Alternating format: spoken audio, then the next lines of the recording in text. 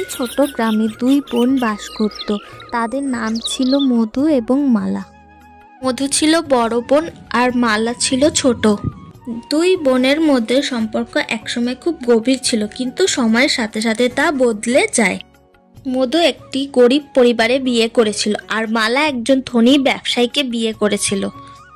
মালার জীবন সুখে শান্তিতে কাটছিল, কিন্তু মধুর জীবন ছিল সংগ্রামে ভরা। মধু গরিব হওয়ায় মালা তার সম্পদ নিয়ে অহংকার করে। প্রায় মধুকে তার গরিবের জন্য অনেক কথা শোনাতো। মালা মধুকে বলল, তুই কখনো কিছু অর্জন করতে পারবি না। দেখ, আমার স্বামী আমাকে সোনার হার উপহার দিয়েছে, আর তুই শুধু পুরনো কাপড় পরে থাকিস, একটা শাড়িও কিনতে পারিস না। তোর কি আর কখনো জীবন বদলাবে? মধু মালার কথায় খুব কষ্ট পেল, কিন্তু সে কখনো প্রতিবাদ করতো না।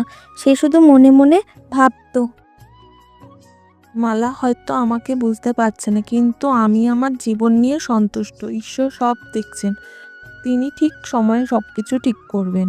ও গিন্নি গিন্নি, হয়েছে বলো। তোমার সব নিমন্ত্রণ করা হয়ে গেছে তো? আমার দিদিকে বলি।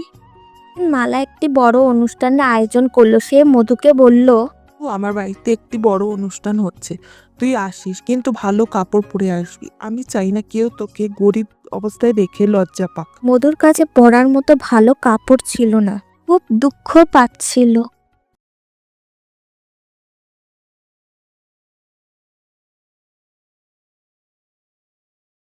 পরদিন সে মালার বাড়িতে গেল।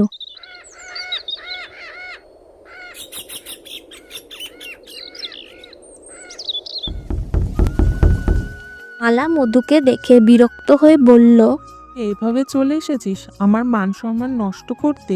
তোর তো মান সম্মান বলে কিছুই নেই। মধু চুপ করে রইল, কিন্তু তার চোখে জল এসে গেল। সে অনুষ্ঠান বাড়ি ছেড়ে চলে গেল। গরিব হওয়া কি আমার দোষ? হে ঈশ্বর, মালা আমাকে বুঝতে চায় না, কিন্তু আমি তাকে ভালোবাসি।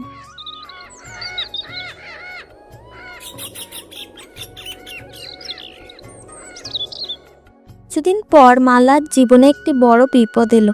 তার স্বামীর ব্যবসা ভেঙে পড়ল আর তাদের সব সম্পদ চলে গেল। মালা এখন খুব কষ্টে পড়ল। সে বুঝতে পারল যে ধন দৌলত সবই অস্থায়ী। সে মধুর কাছে গিয়ে ক্ষমা চাইল। শুধু আমি ভুল করেছি, আমি আমার সম্পদ নিয়ে অহংকার করেছি, কিন্তু আমি বুঝতে পারিনি যে আসল সম্পদ হলো ভালোবাসা এবং ভাই বোনের সম্পর্ক। তুই আমাকে ক্ষমা করে দে বোন। মধু মালাকে জড়িয়ে ধরল। মালা, তুই আমার ছোট বোন, আমি তোকে সবসময় ভালোবাসি।